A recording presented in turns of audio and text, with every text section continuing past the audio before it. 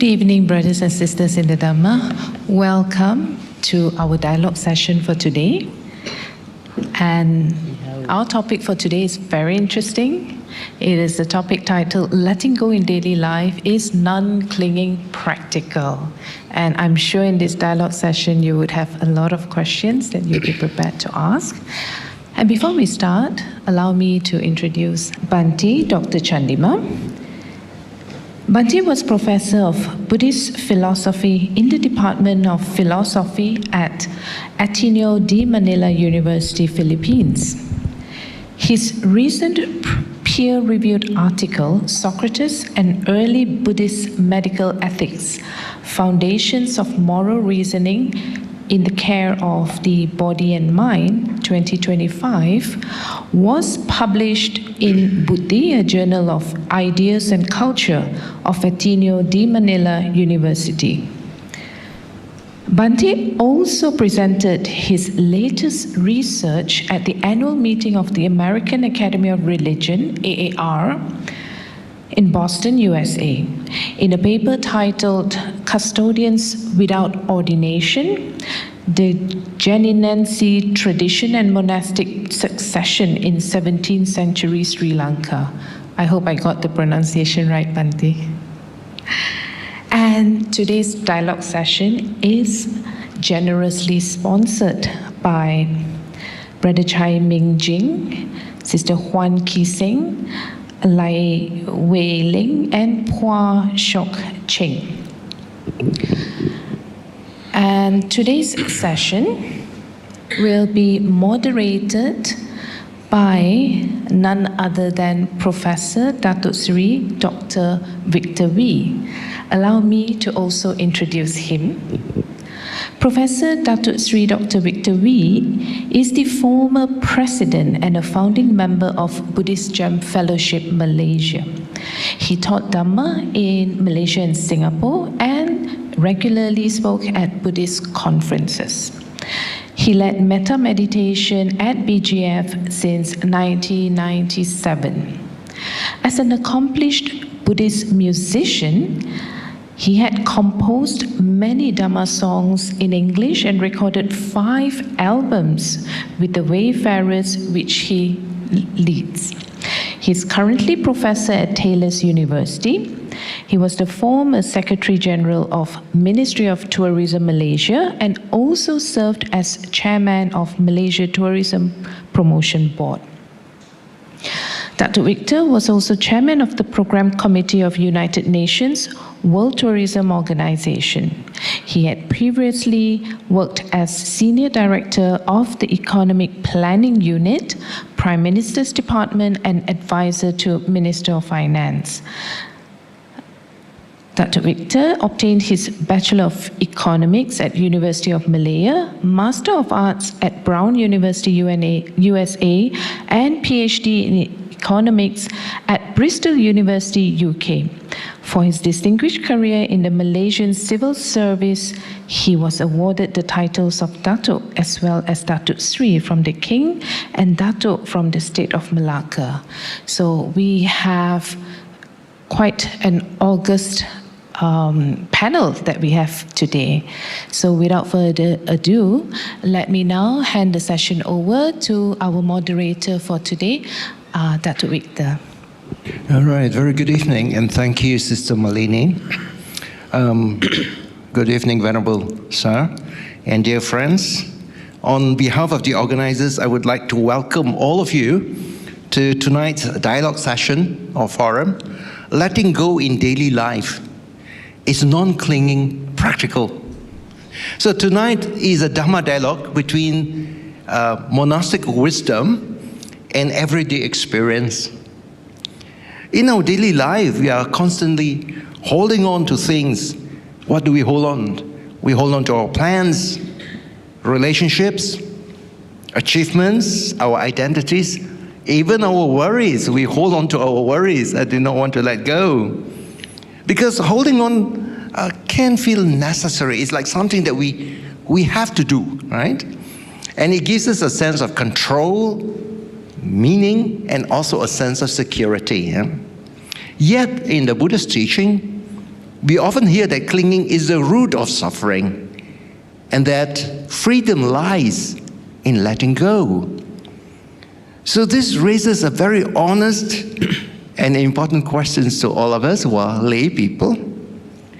Is non-clinging something we can truly practice in everyday life? Or does it remain as an ideal and feels distant from our responsibilities and realities? So tonight we're very fortunate to have the Venerable Bhante Dr. G. Chandima, who is a distinguished Buddhist scholar and a much respected speaker with us. And he will guide us through the Dhamma. And I will try to represent the questions and the concerns that face many of us as lay people.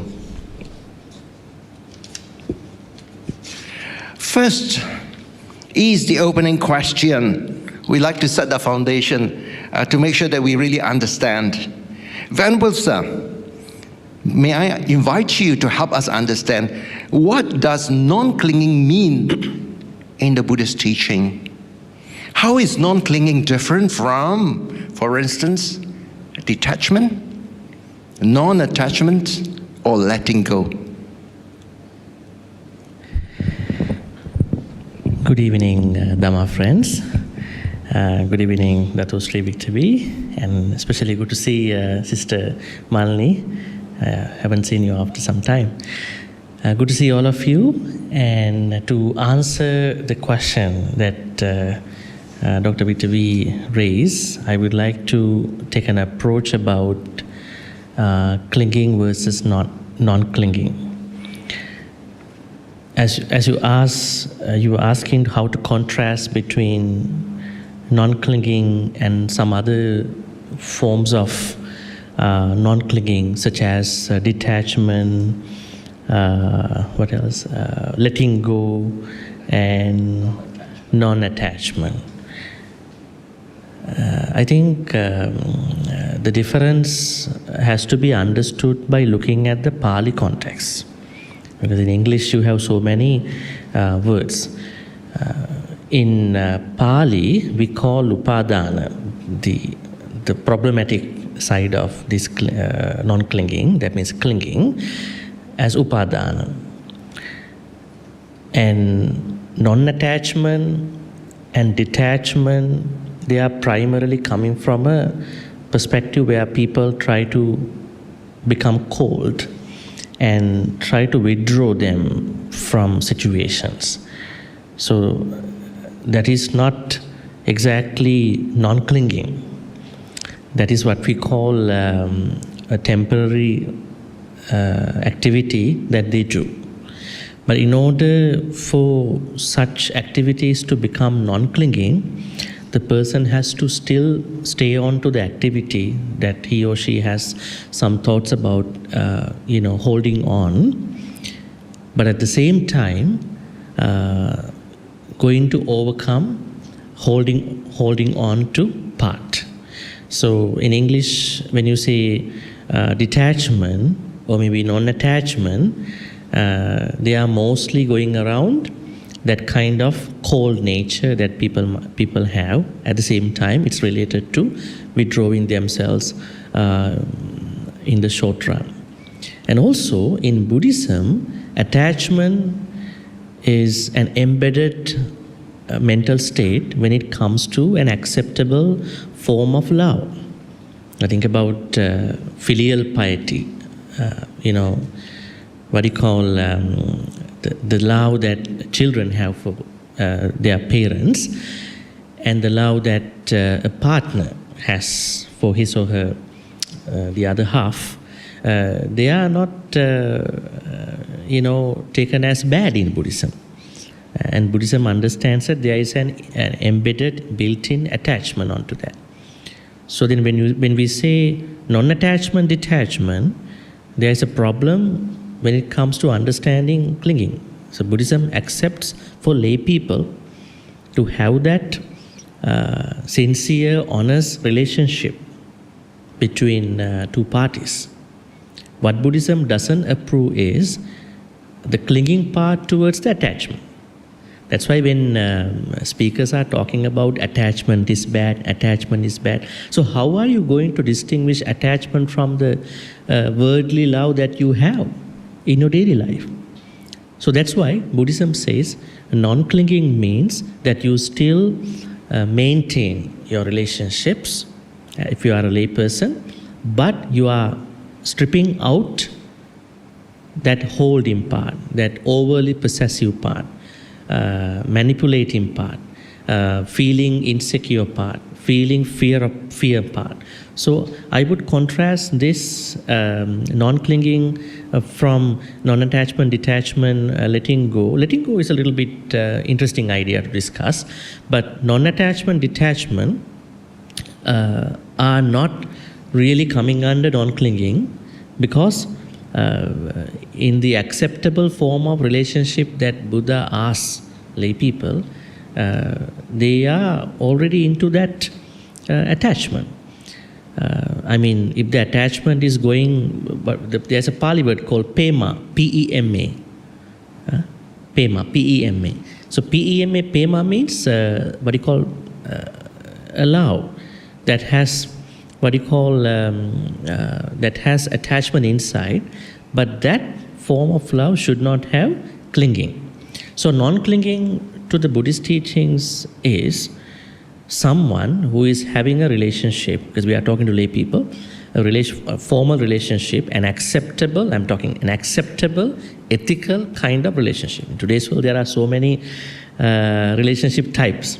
Sometimes we cannot accept them. When you have an acceptable ethical relationship and you maintain it without clinging onto the relationship itself and towards the people in that relationship, is non-clinging.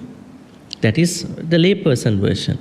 When it comes to Sangha members, monastics, they are also supposed not to cling to their robes, their food that the devotees are offering, the medicine that devotees are offering for them, and for the kuti and temples. So this way, non-clinging is different from non-attachment and detachment. Let me pick on the other one, letting go. Letting go is an activity that you are supposed to do to get to the non-clinging. You have to practice letting go to get to the non-clinging. I mean, that is a gradual activity. You can't do it overnight. You will do some sort of letting go activities. But in order for you to master it, in order for you to feel it, that letting go is happening in my personal life, it takes time, depending on different people. So letting go, in that Dhamma understanding, is an activity that you are supposed to do in order to go to non-clinging. The Pali word for non-clinging is anupadana. We add a, and u becomes nu because anupadana, not upadana. So then, detachment, then what do you call detachment and non-attachment, they are actually they are not anupadana, because we see a built-in attachment that we have. Think about our mother, father. When something happened to them, we have that feelings they are coming out. But there is another English word we can take, over-attachment. Over-attachment. That could be something problematic. Perhaps it is leading to clinging as well. So attachment is a built-in sentiment, mental state in our reading. This is what I can say about it. Okay, very interesting that Bhante has mentioned about clinging comes from the word upadana. It's also part of the paticca samuppada, clinging. And he has also made a distinction that we have the word pema. Pema tends to be love, but love for maybe our partners, for our parents. And it is not something, it is acceptable for lay people. Right, and it's not linked up with the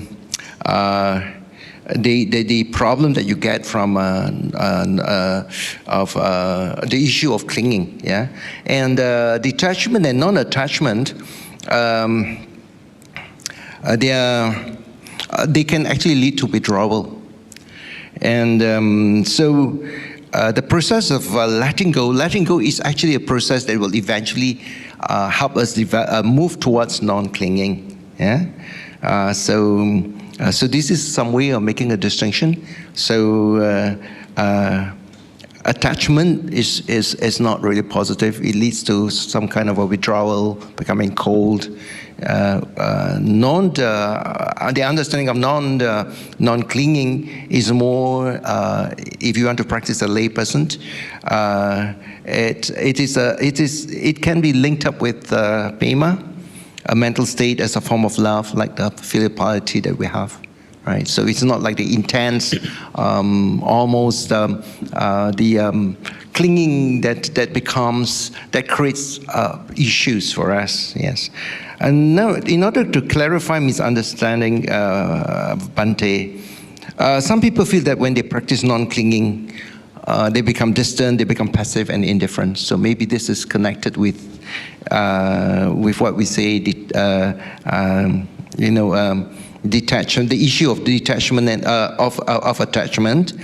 May I ask, is non-clinging about withdrawing from life, or is there a deeper way of understanding it? When we say that we are practicing non-clinging, does it mean that we actually keep away from people, keep away from responsibilities? Or is there another way to understand this idea of non-clinging? As I said earlier, non-clinging is not withdrawing us from the problems, withdrawing us from perhaps troubles, issues from other people.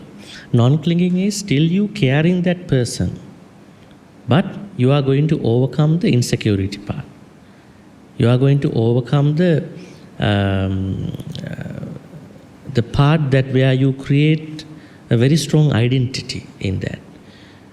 The part where you are going to understand the causes and conditions of why things are happening in a relationship, at work, in your family.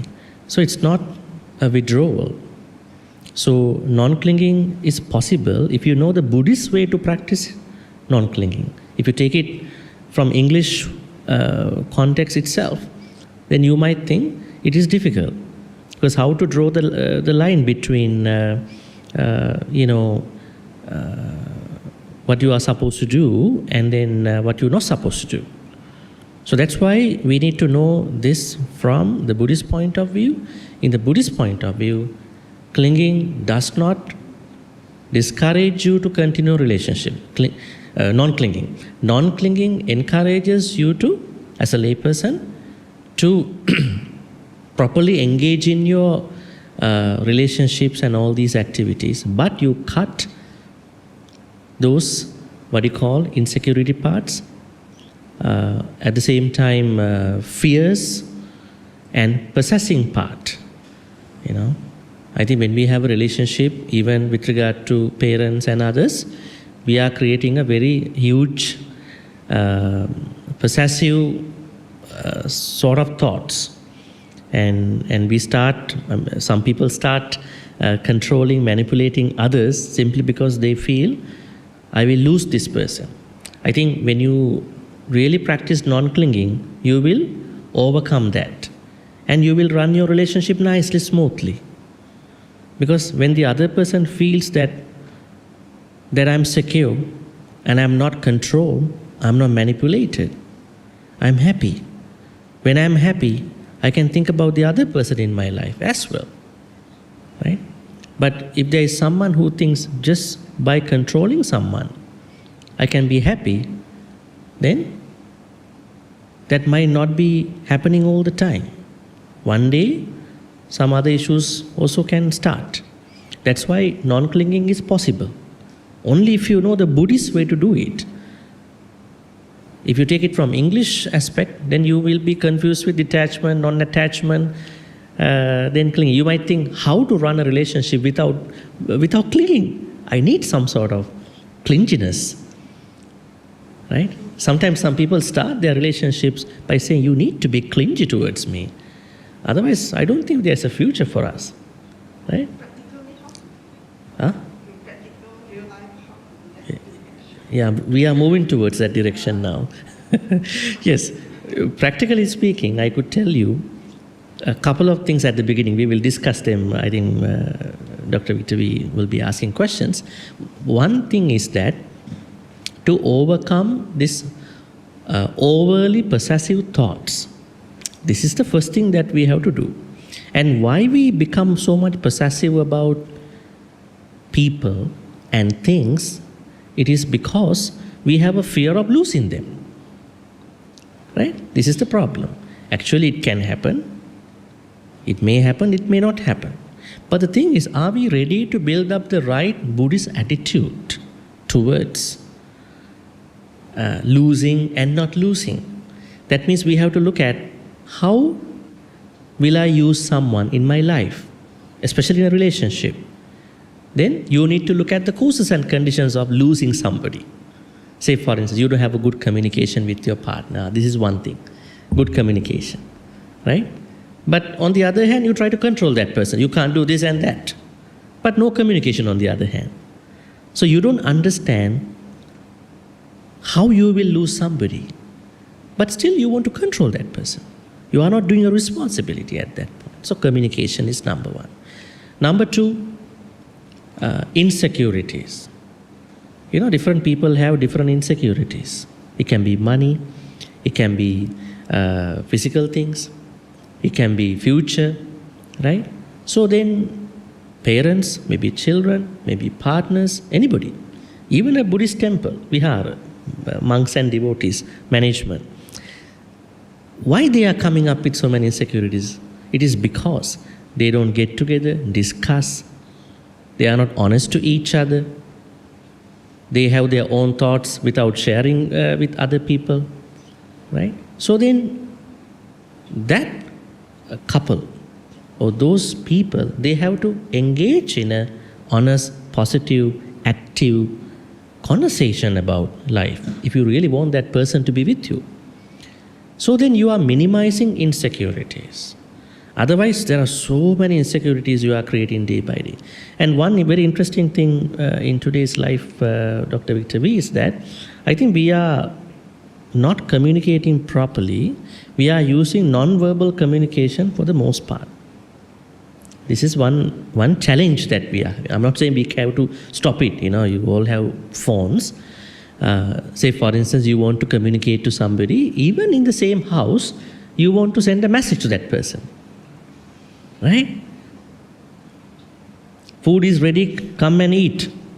Right? So the message has to go to a US server and come back to the house. Right? It's a small thing. You go, hey, food is ready. That communication, those two couple of words will,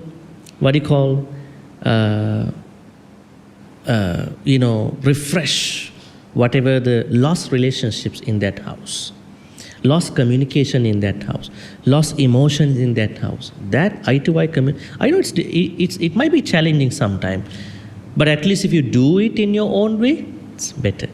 So that is one very interesting way to, overcome, reduce insecurities. Communication, once again, coming to this part. And the third thing is, in today's world, we are becoming so much clung to brands. People have become brands. Brands have become people. Right? On social media, anywhere, brands. And you can be an avatar in the AI age. So we have to be very careful in that. That means, because there are so many goals people are pursuing in today's world, people have become clinged to their goals. Now, say for instance, if we take parents and children in today's world, now, you know, the stereotype, all family narrative is not happening that much in today's world. Because parents, sometimes they want to go back to their traditional way of running the family. And children, they are more talking about their independence. So parents are clinging to their tradition, and children have become clinging to their independence. They are saying, my independence, my right. How come you talk like that? Why? Tell me why. Sometimes there's no why, there's no answer to why question, So that's why there's a huge over-attachment to identity. So once again, I'm going back, possessiveness, insecurities, and this huge identity crisis to know me from somebody and to go to my own goals. That is not bad, but that over goal-orientedness. So those are the things we have to work to reduce our clingy nature. So I once again can share with you, it is possible if you really know what you are supposed to do. Bottom line, what is happening, what you should do is that you should investigate causes and conditions around this whole issue. That is why you become clingy, because you are not understanding causes and conditions of your problem. Your problem is losing people. Your problem is possessiveness. Your problem is identity crisis, right? So your problem is insecurity. If you look at why am I becoming insecure? Why am I having that fear of losing? Why am I having that identity crisis more than other people? Then that why question comes from by understanding, by pushing you onto that causes and conditions. This is what Paticcasamuppada teaches us. Just like Dr. Vittavi mentioned, Upadana is also part of Paticcasamuppada. Buddha teaches us Tanha Paccaya Upadana, craving. And before craving, Vedana. Before Vedana, contact. So let's start from contact, because our sensory activities are involuntarily impeding on contact. Contact causes feeling to arise. So the moment I feel I'm happy about my identity, I want to work on it too much. I want to possess it. So if I over-possess it, I will end up with upadana, clinging. So if I know this, Paticcasamuppada pattern of how we create upadana in the reverse order or the ascending order or descending order, with these issues, as I said earlier, possessiveness, insecurities, identity crisis, then we can find a practical way to address my own clinging and your own clinging. So really, the having non-clinging does not necessarily mean that you need to be distant, passive, or indifferent. The problem is that if you have insecurities, you have fear, you have possessiveness, these are the ones that becomes a problem, become an issue. But if you don't have this, then you can actually practice non-clinging in a very healthy manner. And amongst lay people, you can maintain love, a relationship, without this sense of clinging, without the sense of ego, or identity, possessiveness. According to Bhante, this is, if you can practice non-clinging in a very healthy manner, it doesn't need to mean that you're going to withdraw from life. No, that is when a person begins to get you veer on the side of being very negative, become very possessive. You want to dominate some other people, and it is actually the feeling of insecurity linked up with the feeling of ego. Exactly, that's very correct. Actually, you have to bring this as an attitude to your daily life, right? Sometimes you might think by going to a meditation, everything will be taken care of. Meditation will help you to become calm and see this problem. But the real non-clinging practice happens in your daily life.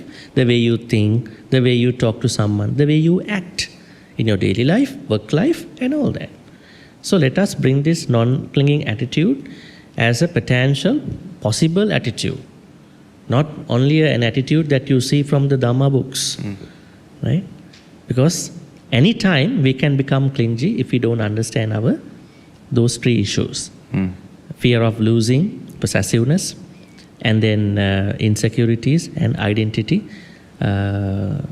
crisis with regard to over-attachment to our identity. Identity means we are over-attaching to 5 aggregates, right? That is the identity crisis. We over-attach to rupa, our form, then vedana, our feelings, then sanya, our perceptions, sankhara, our mental habits, and then vijnana. Vijnana means consciousness. Now think about, you have a perception as impeccable nature, perfectionism. You have a sanya that you've been maintaining for the last couple of decades in your house that you want to be very perfect. Let's say you are the person who is cleaning the whole house, keeping it clean and tidy, but your other half is not doing in the same way. Maybe let us say that person is a handyman. He wants to take he or she, I don't know, take a hammer out and want to hit it on something. But because he's too busy, he forgets to put it back. Then you feel very annoyed. This is a nice house. How much time I'm using to clean it and keep it clean and tidy, but this person is not doing it. But how to approach this person is a different thing. But if you are so over-attached to your perception, I have to be perfect. If somebody messes it up, I have to be very angry. And that is clinging. I show you a very subtle level of clinging in your house, managing your household. There are so many other types of clinging. You can cling to your mental habits, your karma, your root, your body, your feeling. It's a very expanded area.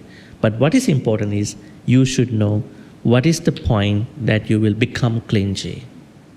Then you can practice non-clinging as much as possible. I think from Bhante, from what you mentioned, it seems to me that non-clinging is almost an ideal state that comes about if we have undergone the cultivation.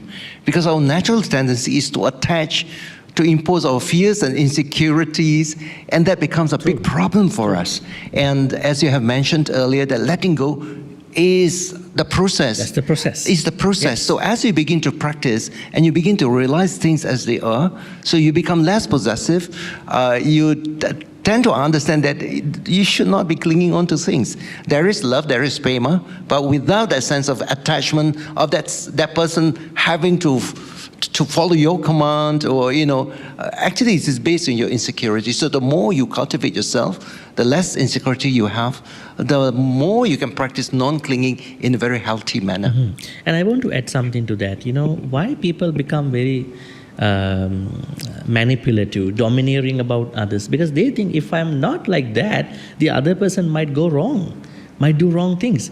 Actually, if you set the nice boundary, healthy boundaries with the other person, and then you show that we have a healthy communication, we have healthy boundaries, and you tell me what you're going to do, right? I'm not going to ask you what you're going to do. Where are you going, right?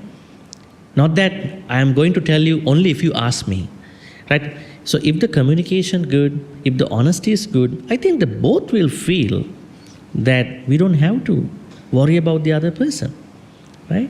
So on the other hand, as you said, this is a cultivation. This cultivation has to be done on a daily basis, right? And at the same time, this cultivation is what helps us to go into the letting go, right? So all these are happening because we are going to, because as you said, our natural tendency is to protect us, protect our identity from other people. My rupa is better than you. My feelings matter better than you. My sankhara, my perceptions, how I recognize the world is the best way, I know everything better than all of you. I have a better reading, right? And then my mental habits are the best. You guys don't have that much of mental habits like me, right? And then my thinking, my cognitive abilities are the best. So this is the natural way how everybody thinks. That's why when you practice Dhamma, you train this attitude. No, it's not like that. Sometimes I perceive things wrongly. I can misperceive. Somebody can perceive better than me. So I have to create that buffer, that space for me to engage with other people. Then there is the healthy connection happening, right? So I think we can discuss that. Overall, what I can say is that 5 aggregates put us together within our own structure, and we have to carefully manage them, not going to over-depend on them, not going to over-attach to them. So then we understand that other people also have their own 5 aggregates. We have to create that healthy, compassionate, honest conversation, maybe connection, engagement with other people. So then all these unnecessary things can be diminished. in that way. Okay, Bhante, I would like to bring this issue of non-clinging into daily life, all right? Now, if we bring it into daily life for the lay people, it means our work, our family, your responsibility, and then things can be complex, rather complex, on how to practice non-clinging under such circumstances. For instance, many of them, if you're still working, you always want to strive to do your best in your career, because that's the way you feel that you can provide for your loved ones and you can build a meaningful life. So there is always this idea of wanting, to putting much more care, more concern. You want to develop certain areas, and therefore you tend to put a lot of attention to that. And as you put attention, then the idea of being attached, clinging on to certain concepts, certain ideas, certain goals tends to be very strong. Yeah. How can we practice non-clinging while we are at the same time being engaged and responsible in these areas, the areas that concern lay people, your loved ones, your career, your meaningful life? How can we do that? I understand that there are no two places to practice it. One place, that means our daily life. That means our normal attitude has to be free from clinging. Let's take one example with regard to work life. In today's work life, if you go to sales, you have to make a lot of sales, right? And then because of the global conditions, even that people might be going through at this time, because of the crisis in West Asia, some people might think that I have lots of fears about losing my job, so I have to do better than somebody. And I have a sales target.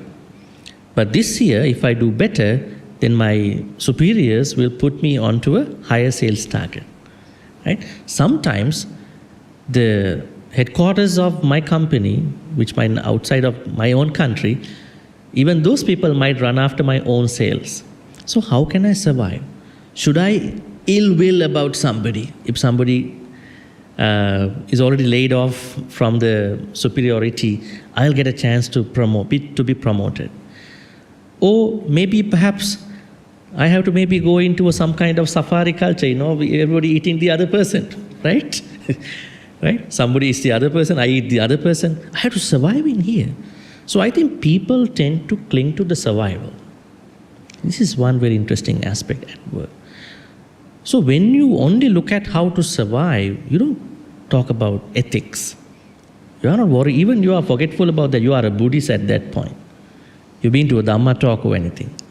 Because your only thinking is survival. Actually, when you are struggling with these things, you have to know that regardless of what is in front of you, you have to be wise how to survive in there. But you should never come up with unethical mental states. One thing is ill will. Now this is one thing. Second is goal-orientedness. You are given a target, you have to meet it before a deadline. And you become very much, you are doing well, but you become obsessive over time. Because you are doing well, some people when they do well, they become obsessive about their goal, right? It's like that when that person achieves one goal well, then the person might think, oh, the next 2-3 couple of goals might also be easier like this. I have to be very possessive, obsessive. So one very hidden area where you might create clinging with regard to your work is when you are over-attaching to your goals at work, right? So then what should we do? Yes, you have to plan for your goals. Buddhism never says you have to withdraw from these competitive cultures. You have to be a part of it. But when you do it, you try to custom tailor your mental states from ethical perspectives in Buddhism. How to survive without causing harm towards other people and without creating you become very stressed out and so depressed. So these are a couple of things that are related to the work life. When we come to the personal life, we go back again to relationships, right? So how to practice anupadana, or perhaps how Upadana can be created. Upadana is happening in your personal life. It is because when you don't understand certain things in your life, then as I said earlier, I think I covered this a little bit in the earlier answer. So when you don't understand causes and conditions of your stress, depression, anxiety, and your worries about future and now, then what will happen? You are dragged onto clinging. You think clinging is the answer. Perhaps anger is the help for that person. There are some people who might think, I have to be angry. That is my health. That is my happiness. But over time, what has been happening is that you cling to your anger. Now, earlier we know being angry is not good. But now you know, some people develop some bad mental states, and over time, they create a clinging towards those things. Now think about being suspicious about everybody, because that person had some doubts about someone the person worked with earlier. So after that, in the future, this person is becoming very suspicious, not going to believe other people. Why? The person with that past incident has been creating a clinging towards one's doubt. You will have doubts sometime. What if you create a clinging towards your doubts? Now you know this clinging is connected to other mental states. Let's say you have so much anger, you create clinging towards your anger. So every time you feel angry, you stick to your anger, you're becoming clingy towards your anger. Let's say everybody has jealousy in their own ways, depending on the training of Dhamma. But what if someone thinks, this is the only way I feel better about me. I have to be jealous about all these people and everything I see, I feel, I perceive. So that person is creating a clinging towards jealousy. So when you create a clinging towards jealousy, your jealousy will be a habit. Earlier, it was a temporary state, come and go, right? But then it will become your state of your day. Let us take another mental state. I could say even domineering, or I would say, manipulating other people. Everyone has this activity depending on the Dhamma training. And if someone thinks that in my earlier relationship, I was very manipulative, that's why I could last a couple years with that person. And I think I have to bring that back again with the new person. So the more I'm manipulative, the longer I can last with that person. And bringing clinging into the relationship, because he or she had practiced it earlier. I mean, people practice bad things more than the good things. I mean, they say, practice Dhamma, practice Dhamma. They practice wrong things, those habits, more than the good things. But I'm telling you, clinging is an overall wrong mental activity that you are bringing towards other wrong mental states. All the other kilesas, defilements and outflows. So I could say, if it comes to house, then definitely insecurities, as I said, fear of losing, possessiveness, identity issues, and all these issues are happening because there is no proper understanding about the causes and conditions of what they are supposed to do. As a result of that, all these are happening. And you think the only answer is, I need to be clingy. Then only I feel happy. My life will get going very nice at that point. And we are talking the complete pole opposite. This is not good. If you really practice anupadana, non-clinging, you will last longer. Because people feel it from inside. Everything looks good, right? So that is how we have to look at it. So really, the idea of clinging seems to be, once you have clinging, it begins to lead to other forms of attachment and negative states. Actually, for lay people, we respond by signals. I have a friend who happens to be working in Intel. Intel have just changed their CEO. Somebody from Penang, I think, the CEO. And so if you're an Intel staff, you're given shares in the company. So I think at that time, the shares was like last year, the shares were about $20 US. And so this friend of mine decided to buy some shares, yeah? And he's just not paying too much attention, but eventually the share starts creeping upwards. We went up $40. And just last week, he was so excited that he went up $60, right? He didn't know whether to sell or not, because if you sell, then you can make money, because he goes in when it's $20, now it's $60. But he held on, right? And now it's crossed $100 just over the next few days. And now he says, I do not want to sell. I want to wait until it's 120. You see, so this is what happens. You begin at first, well, it's okay if it goes up, that's fine with me. But as it goes on, you begin to get almost a sense of addiction. You begin to cling to it, and it leads to the idea of, oh, I just want to hold on, maybe, because he says if it rises to 120, he will be able to settle his entire housing loan. He's in the 40s, he can settle the housing loan, and he'll be a free man. You see, so that is this idea. You start with something as lay people, and as you move on, based on the signals that you get, you begin to hang on to things, you begin to cling to things, and then this also becomes a problem. Yeah. I think in that story, there's a Buddhist, there's a different way to look at it from some other Buddhist teachings too. Yeah. Let's say you do well in your company, as you said, maybe you take another person too, and then let's say we start from hourly rate job, not salary job, right? Somebody's working and then working for the minimal provincial rate, $11. And then as you do well, company is looking at you differently, and you will end up like that, right? And that kind of a higher rate. So that is not bad, because if you do well, you will be getting it. But you should know this is a part of your success. Your success is not always happening this way. It might be changed one day. So you do better, but don't cling towards that success, right? So that means Buddhism allows people to improve, but not to cling to that thing. So when you improve, you will get more money, right? I think if you look at Buddhism that is applicable to lay people, what the Buddha is talking, Buddha is teaching us that lay people have to be doing well in their business. If you look at all these, that is actually a very ignored part in the Dhamma teachings. Because normally when a lot of Dhamma teachings are coming up, they are only talking about, we have to give up. Yes, that is the monastic version. But for the lay people, if you see Singaluvada Sutta, Pattakama Sutta, what else?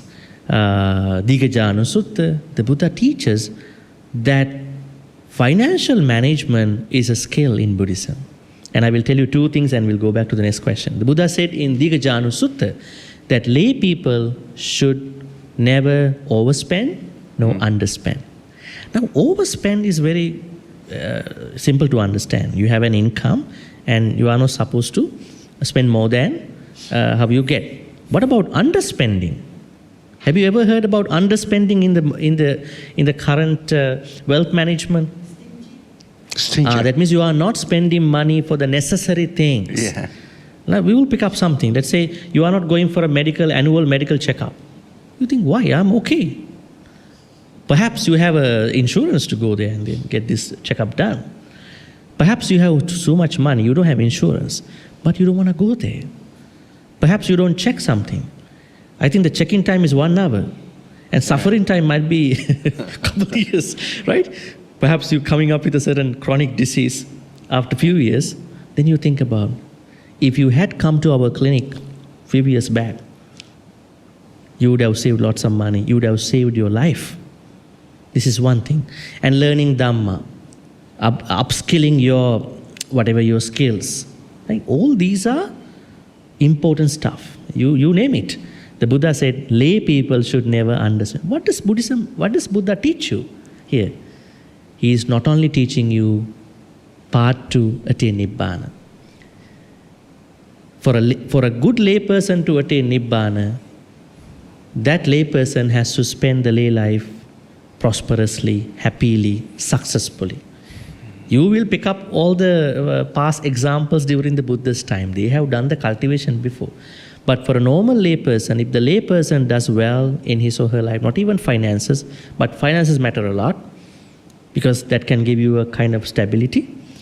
and then success, happiness, that person can easily understand what is going on. At that point, that person has to manage, do I create a clinging towards my finances?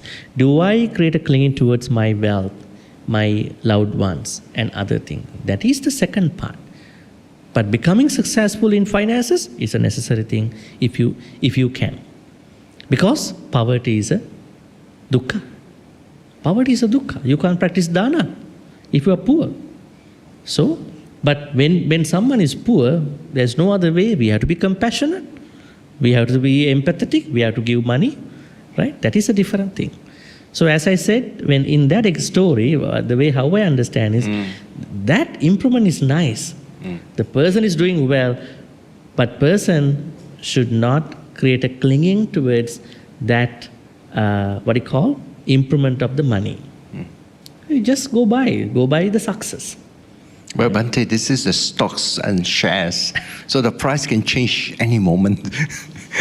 And it goes up so fast because I think in the United States, the other stocks and shares are not doing well. So people are shifting their money into some of these companies that have good, because they have good financial report every quarter. So Intel seems to have good report. So when people start buying shares, you see the price going up. And then it is almost like gamble. If you sell now, you make profit, and you can lock in your profit. But if you sell now, and over the next few days, it climbs much higher, then you say, oh my gosh, I should not have sold so early, right? But if you hold on and rises some more, with the expectation of it touching 120, 150, and he holds on, doesn't want to sell the shares, and suddenly, overnight, the shares collapse because people started taking profit, and you say, oh, I've lost it. So it's almost like gambling, and you begin almost like you get fixated with this idea, and that becomes an issue. Yeah, at that point, but this is why personally I do not get into shares, because when you go into shares, when you sell, if it goes up, you say, I sold too early. If you hold on and it drops, you say, why didn't I sell? So I think if you go into the stock market, you are never satisfied unless you're prepared to say, okay, I've actually locked in this for it, I'm quite happy. Next day, if it goes double than that, I don't care. If you have that attitude, then you're okay. Tell your friend, if it goes up, then it's high, big like that, Yes. not stable, it will come down very fast. Yeah, so he knows this, but he's just holding on because he says, oh, because this means hundreds of thousands. And his investments are multiplied by 4 times. And he says, now I can pay for my car loan, my house loan. I can retire my house loan, and then with the extra money, I can buy an expensive car. So he's just holding on. So it's like hanging on, hoping that it climbs a little higher. Some of his colleagues already started selling in order to lock in the profit. So this is the problems of lay people, Bhante. Those who goes in the stock market. Well, that shows how impermanent is the market too, right? I think that is the Buddhist part. Yeah? So it's like a casino. And making the wise choices about yes. Because money is volatile. Yes. Market shares are volatile. Yes. Global economic is a crisis time to time. Yeah. I think for you it's not anything, right? You can say I try my luck, but the thing is that I think understanding that volatile nature and making the wise decision at that point, at that moment. What else? Yeah, I do not know if it's going to sell over the next few days. It's climbing. Over days, it's just climbing. I'm actually shocked how fast it can climb. But it means like what you mentioned, sister. People are putting money, and at a certain time, they'll start taking profit. So you might be the person holding on to it and see the price drop, and you say, oh, I should have sold it and make so much money. Now, let's see, my profit is much reduced. Yeah? That is the nature of stock market. Yeah, it's greed, lay people. Yes, you have a question? Yeah. So these are the people who are almost hooked on to climbing up the corporate ladder. They push themselves too hard. And the only time when they have to stop is because their health has usually given way, and they're forced to give up. But otherwise, if it doesn't occur, there's no trigger moment, they keep pushing. And sometimes also in a very aggressive and underhanded way of undermining other people, making sure that they don't progress in order to that the next position will go to them rather than the other people. So sometimes the corporate will have this. So it becomes a very toxic atmosphere. So I guess if you're a Buddhist, you must be able to kind of carry yourself in such a way that you don't get pulled in with this toxic atmosphere within the working environment. Some working environment is quite terrible. Yeah, it brings up all the negative feelings, negative tendencies in that kind of organization. So as a Buddhist, it's like, I guess, like being a lotus growing up from a pool of mud. I will comment on that Yes. in the Q&A. Yes, okay. Because of the timing, yes. The next question we have is about relationships and emotional bonds, all right? One area where clinging feels especially strong is in our relationship. Of course, relationship is an area where there tends to be attachment, sometimes more than attachment, more like clinging, sometimes even very great possessiveness on others that is connected with us. We love, we care, we worry, and sometimes we hold on tightly, and sometimes almost too tightly. Sometimes we hold very tightly on the children that the children feel suffocated. Or wives holding on to the husbands, or husbands utterly possessive over the wife, and it becomes a real problem. Parents over children. Yeah? So, Venerable Sir, how can we love and care deeply for others and yet practice non-clinging at the same time? I think I unpack a little bit about this idea at the beginning. I said there's a difference between someone who doesn't know this idea, that they think that when you don't cling, that means you don't have to care also. No. The Buddhist way is that you still very much do your responsibilities, you care, you take care, and then sometimes, there are people who love you, but they don't care you, right? This is a modern narrative sometimes. You feel that they love you, but maybe they are not affordable to care you. They say they love you, they have feelings, with regard to, it can be platonic, it can be non-platonic, but you don't feel the caring. So what Buddha says is that in lay people life, relationships, be that partners or anything, they have to care. They have to do their responsibilities as given in the Sigalovada Sutta. Okay, Sigalovada Sutta is your discipline. You must read that sutta. In that sutta, Buddha talks about different relationships. Parents to children, children to parents, teachers to students, students to teachers, wife to husband, husband to wife, employer to employee, employee to employer, and friends to companions, companions to friends, and monks, nuns to devotees, devotees to monks. So you must have read that sutta. That is your first approach to suttas. If you do a sutta study, you must have read that. If you look at the responsibilities given to husband to wife, wife to husband, and that is caring part. You must do them. Now it has the both of them have to not misbehave in their relationship. At the same time, because at that time Buddha does not talk about a modern type of family. Nowadays everybody is working, right? At that time, man is the breadwinner of the house. And then what Buddha understood according to the society was that man brings money and the wife was a housewife and she's going to manage the money, right?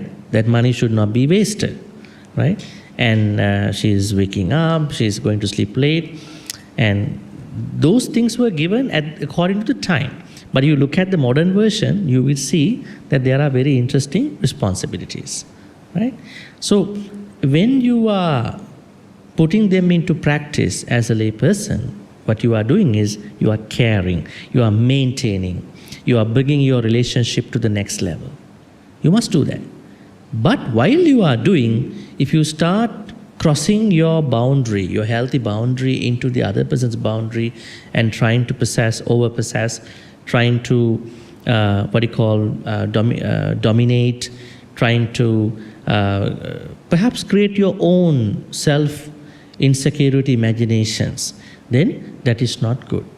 So the main thing that we need to understand with regard to relationships and how to practice non-clinging is that you have to do your caring part. You have to do your responsibilities as a layperson towards your teachers, friends, parents.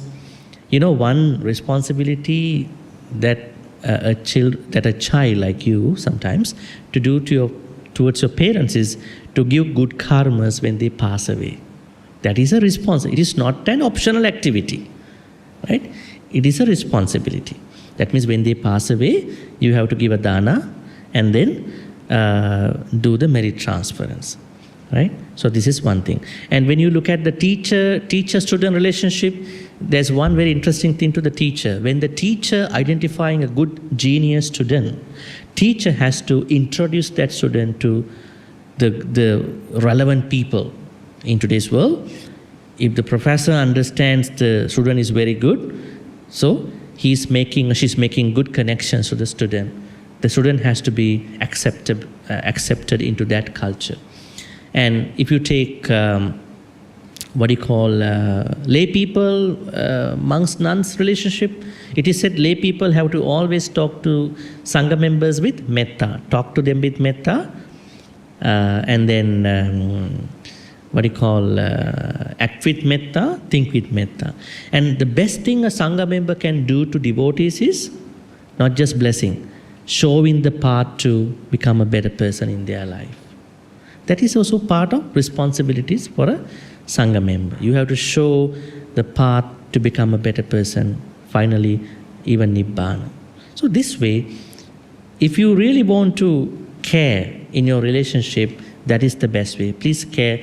Please maintain your relationship. Please maintain your love, affection, and do those things, but don't bring clinging into relationship by controlling the other person. Actually, why you are bringing, perhaps you don't know that you are bringing, it's due to your lack of communication, your lack of, understanding of what's going on, lack of understanding about causes and conditions of the ongoing relationship in your life.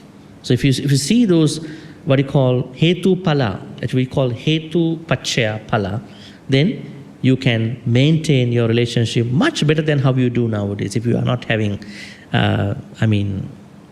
anupadana, then if you bring this anupadana into your relationships, your relationship will flourish. I will tell you, they will be flourish. Don't be worried.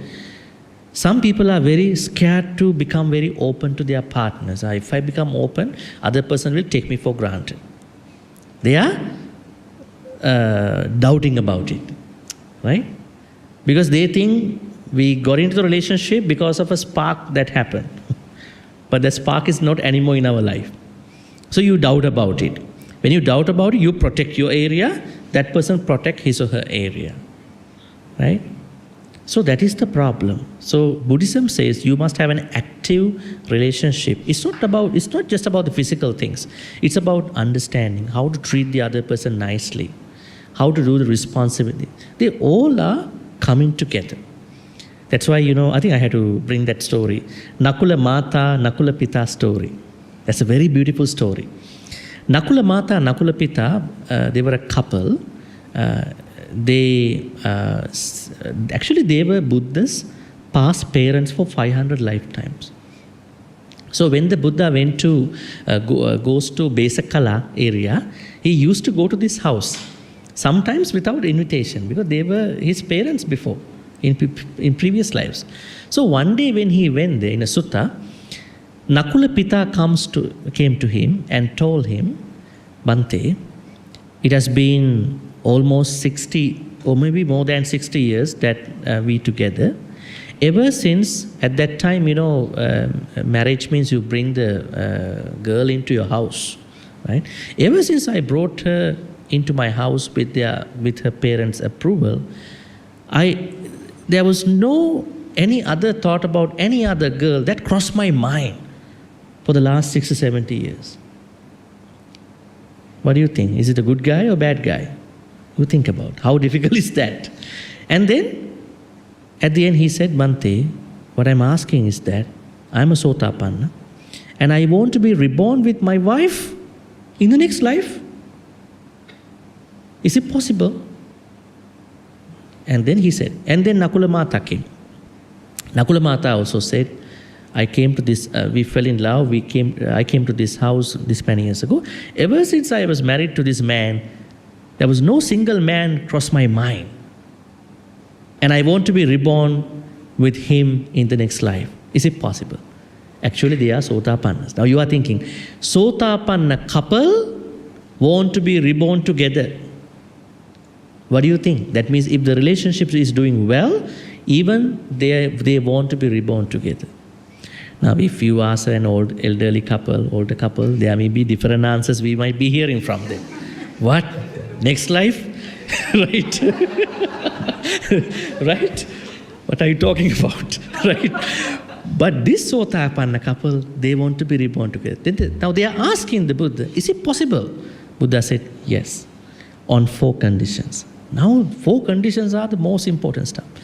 Then the Buddha said, how a future reunion for a couple is possible under 4 reasons. If the both had sama saddha, equal trust, equal, if the both had an equal discipline, sila, sama sila, if the both were compromising each other to an extent, samachaga, if the both were wise in their relationship, samapanya, then the next life for you is possible. Now I have to explain a little bit about this sama part. Normally you know saddha, sila, chaga, panya, you know these words. But for a couple, it has to be sama. I think it's a Malay word. Huh? What is sama? Sama-sama? Makan sama-sama. Sama. Now sama means here equal. So what is the equality of a trust between a couple? That means the couple is building their relationship towards a more mutually agreeable level. Not that I have my stuff, you have your stuff. No, we don't agree each other. Rather than that, yes, we have likes and dislikes, but when there is a matter arising, we can get together, talk it out, we talk about it. You might like, you might not like it. But that sitting together in that way is a good sign for that, right? And the second is samasila, mutual discipline. What is the discipline for a couple? Practice 8 precepts? No. The equal discipline for a couple is that they are not misbehaving. That is a big issue in today's world, right? Compared to the last time. Not misbehaving, right? So they are working on that. Third is samachaga, being able to compromise. If you cannot compromise, don't go for a relationship. Be single forever. But that doesn't mean everybody who is single is like that, right? So then, if you cannot compromise, if you cannot sacrifice even a little bit to discuss something, to do something, then you can't do that. The Buddha says, you both are mutually compromising when matters arise in your life. That's how you lasted. Finally, and also I can add something. One is very generous, the other one is not happy about it.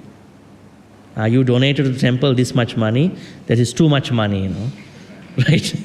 So there's a problem that's happening between some couples, you know, right? It's too much money. One person thinks differently. These are the things you should have fixed earlier, you know, when the spark comes in, right? And finally, samapanya, equal wisdom. That means we know wisdom in Buddhism is a very higher level thing. But here wisdom means that you are able to look at what's happening, see the causes, conditions of what you are going through. So then what happened? Nakula Mata, Nakula Pita passed away, right? And the Buddha said, it is possible to be reborn. Buddha was not hesitant to say yes. Why? They are Sotapanna. Now the other problem is, how come a Sotapanna couple want to be reborn together? Why is it? When you are reborn as a Kalyana Mitta, suppose you are a Sotapanna, you can you can cut short your Dhamma path, you will attain Nibbana sooner because you know the other person. Sometimes you are married to someone who is not a Kalyana Mitra, who cannot support you. So I'm not saying that you have to leave. What I'm saying is that, how nice was it to be connected to someone who has at least a similar Dhamma path, at least someone who can encourage me in that path. Otherwise, you are pulling this way, your other person pulling that way. But for the society, you have to sit together, be together.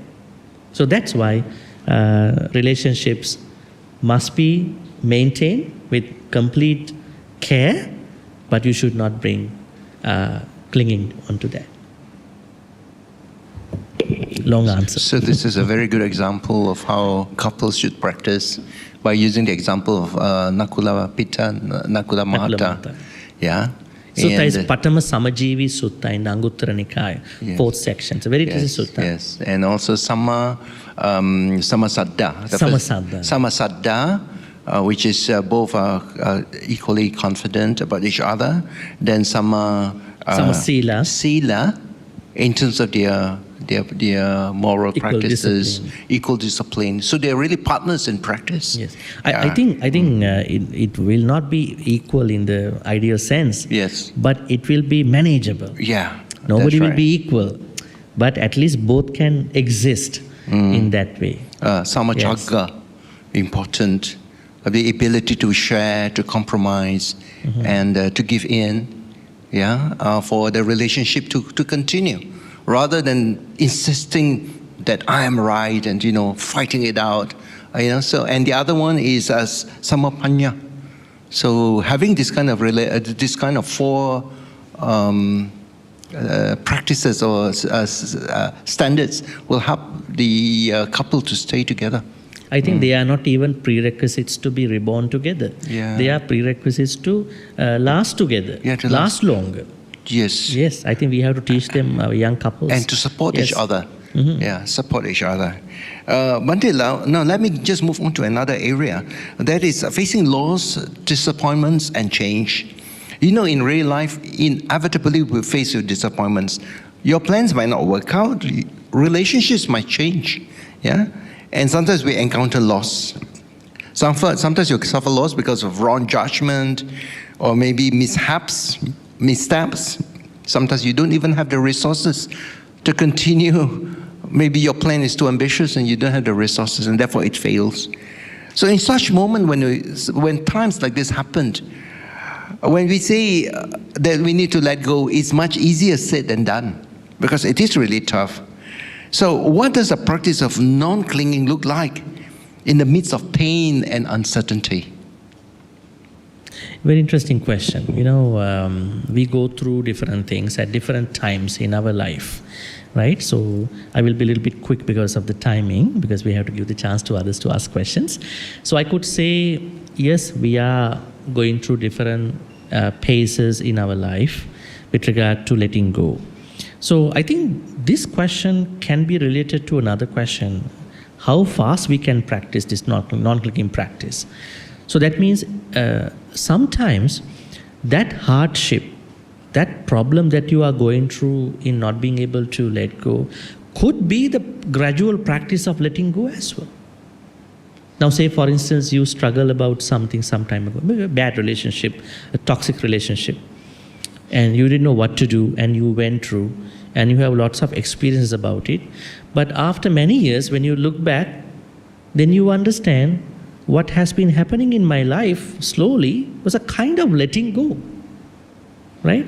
So I think even when you are going through when you are supposed to practice clinging, but you are going through a difficult time, I think it can be a blessing in disguise in a way. That doesn't mean that you should face hardships. Hardships are inevitable. So let us make our hardships, sometimes we cannot avoid them. Let us make these hardships blessings in disguise into this letting go practice. I think we, including everybody, think about the Buddha, our Shakyamuni Buddha. How many hardships he went through? He spent 6 years of ascetic practices. Lots of things happened. But I think he transformed all those hardships, challenges that he went through, even before he became the Buddha, as elements or teaching moments or stepping stones into the success to become a better person in his path. So in our case, I think when you go through hardships, I know it is easier said, but you look at yourself, there's something teaching you. Next time when a hardship is coming to you, can't avoid it, you try to ask you, what is this hardship telling me, teaching me now? At this time, that would be a nice moment that you can create more letting go. But if you look at wisdom teachings in Buddhism, we can avoid lots of hardships. But some people don't make right choices at right time. So they are into the problems.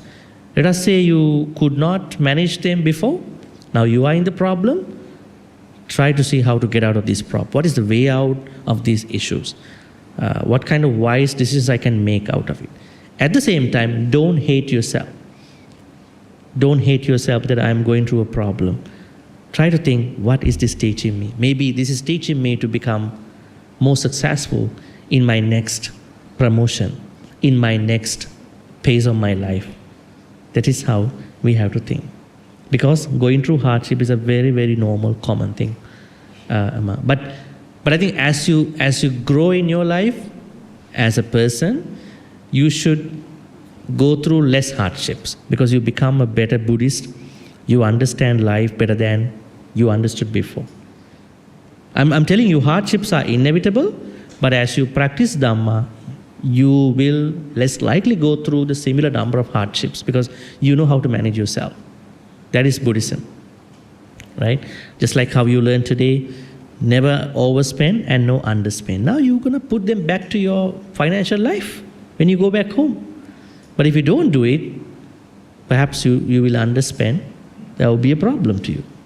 The Buddha told us not to underspend, right?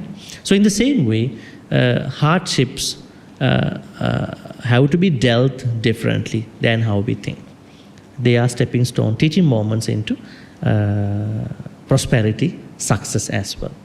I think you could learn a lot of people's story, even if you look at successful people's story, even your own story. You go to your own story. Look at yourself, right? Nobody was born with having a silver spoon in their tongue. They had gone through a lot of things in their life. The thing is, they don't want to share with you. They feel different when they share with you.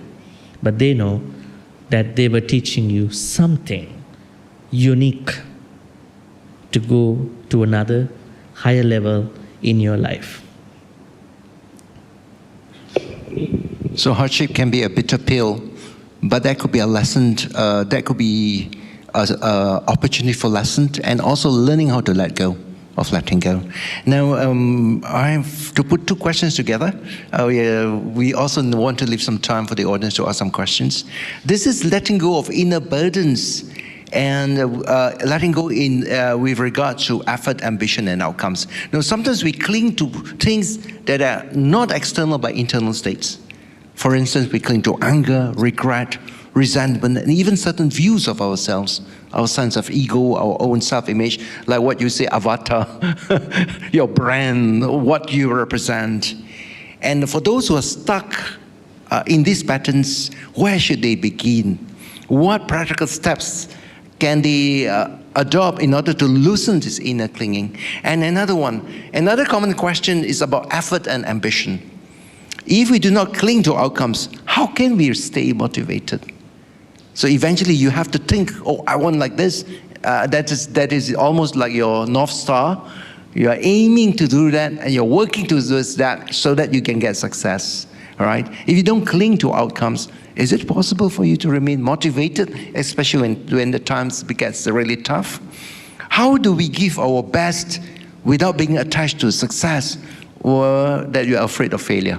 So there are two questions there. I think what the Buddha teaches us is that I think a lot of people, they wrongly pick up Buddhism from the point anatta, not self. Before you pick up anatta, you must pick up atta, because Buddha does talk about atta. That means you should not lose the sense of you. But understand that sense of you is a very volatile, fluid thing. That the Buddha said, self exists with changes, right? Self, there is no permanent self, but self exists. If self does not exist, who came here to listen to this talk? Self exists. If self doesn't exist, who is going through the pain in the knee? Self exists, but with changes. So I think what you need to know, now we are bringing it into clinging, is that do not lose the sense of you when it comes to self-care. Now this self-care means you have to take care of yourself. When you take care of yourself, you can take care of other people. When you do metta to you, you can do metta to other people. When you are empathetic to you, you can be empathetic to other people. If you can go to the higher version, if you are kind to you, you can be kind to you.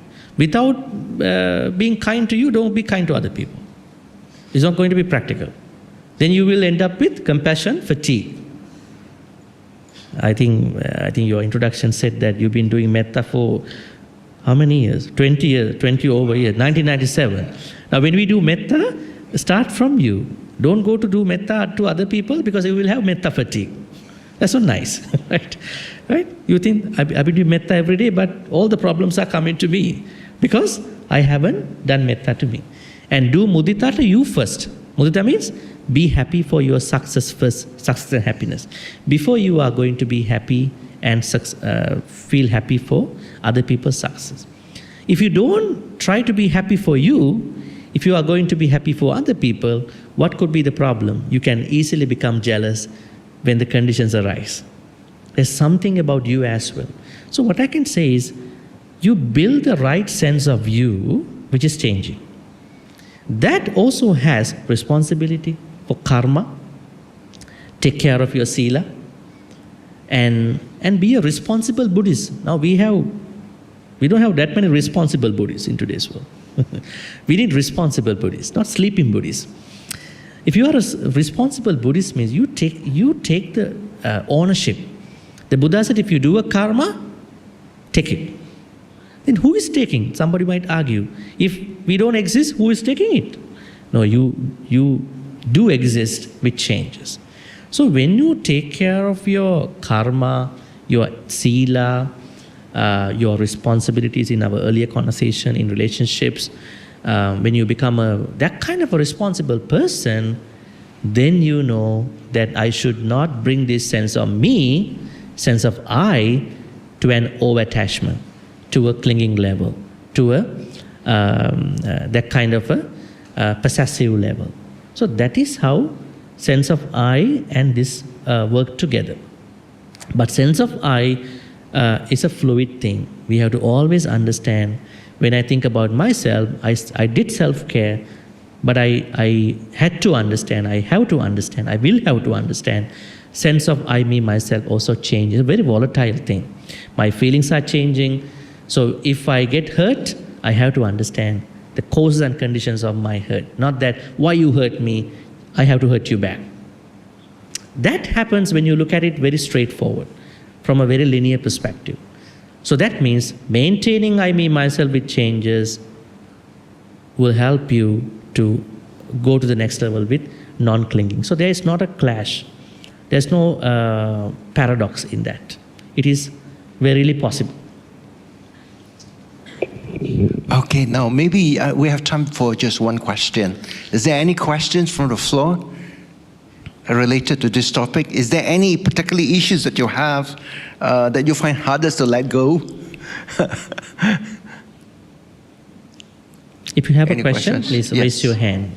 friends and colleagues, they seem as a good man, but it's not providing for the Using Buddhism as an excuse to control, they are not Buddhist, or whatever religion. Anyway, the short answer to that is, of course, this is the one very good example of our conversation, controlling person, right? And taking the relationship for granted, and then using the other person for their own clingy thoughts. What's really happening in the bottom line is that because the person is very clingy and wants to control, and the men are like indifferent like that, and then the ladies become like a bad person Those are ripple effects. Those are ripple effects. But if you want to connect to this conversation, that particular person, man, is a good example of this manipulative, domineering character. Yes. So the Buddhism looks at differently. That's why when you get into a relationship, you have to go beyond the spark that you feel, beyond the love at first sight spark. Look at it.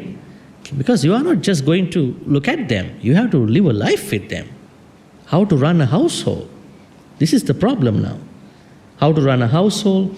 I mean, you should make sure that these are possible before moving on to that kind of a thing. I think that is, that kind of a person. That is one Buddhist way to look at it. Because Buddhism always look at things that we can avoid. Lot of relationship issues earlier, but now it has happened, right? But in the beginning, of course, he is working. It's not about the work, the attitude and personality of the person. All right, any other questions? That's a question. Yeah.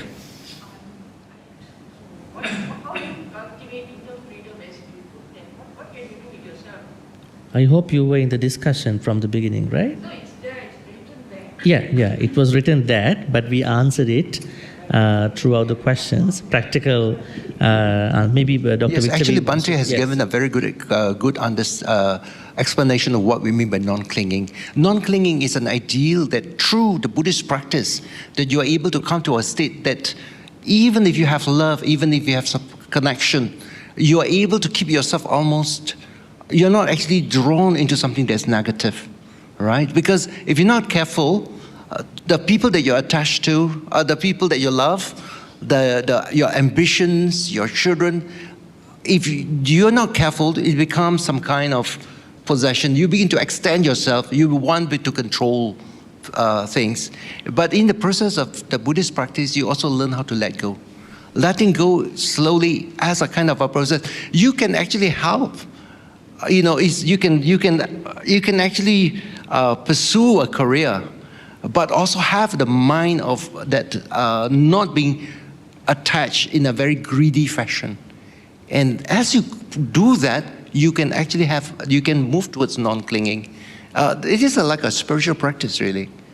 Yeah. I think the most important practical thing that I discuss throughout this discussion about non-clinging is try to understand the causes and conditions behind our clinging. Okay?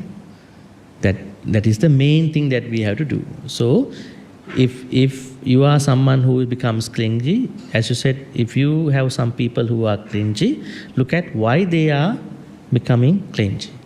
And what are the causes and what are the effects that have caused through their clinginess. So this is a practical thing to do. When you do that, when you know your causes and conditions, their causes and conditions, what will help you is that you can minimize them. Perhaps you can overcome them as well. So you may list out them in your personal life because it depends on what kind of clinging that they are having.